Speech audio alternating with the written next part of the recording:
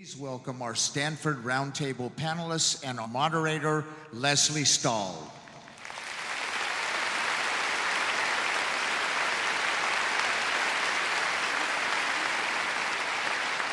Wow, my first time performing on a basketball court. This is wonderful, and in the round.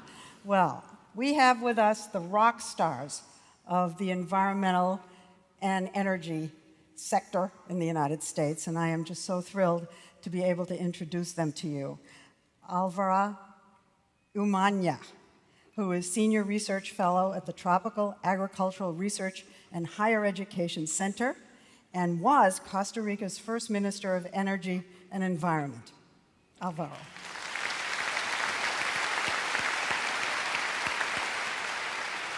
J.B. Strobel, co-founder and chief technology officer of Tesla Motors.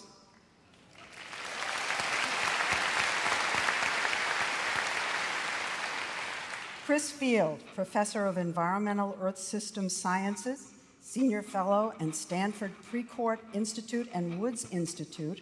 He is also founding director of the Carnegie Institute's Department of Global Ecology. Chris.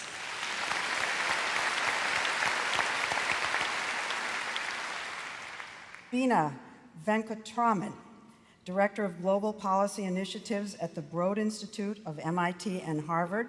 Until earlier this month, just a few weeks ago, she was the White House advisor for climate change innovation. Beena.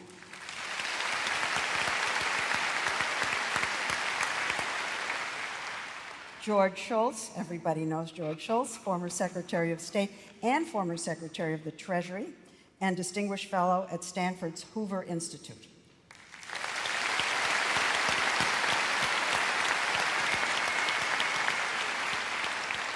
And Tom Steyer, President of NextGen Climate, co-founder of Stanford's Tomcat Center for Sustainable Energy and the Steyer-Taylor Center for Energy Policy and Finance. Tom Steyer.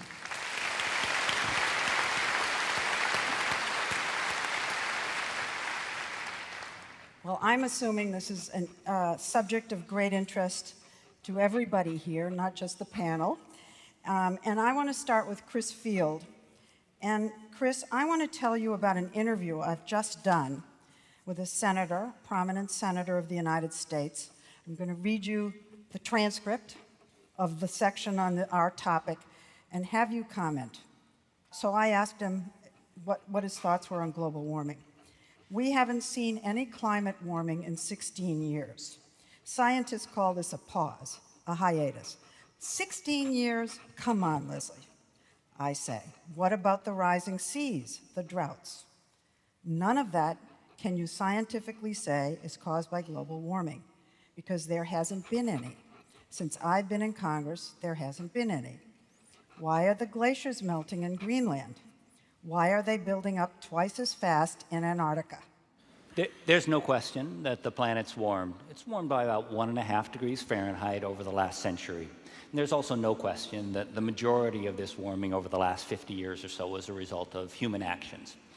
The amount of heat in the Earth's system has been increasing really rapidly over the last 15 years or so, the period during which the atmosphere hasn't warmed as rapidly. What we've seen is a small switch so that this big increase in heat in the Earth system has been partitioned more into the oceans and less into the atmosphere than in previous decades. We don't know if this will be sustained or not, but the striking thing is that the amount of heat uptake has actually increased dramatically.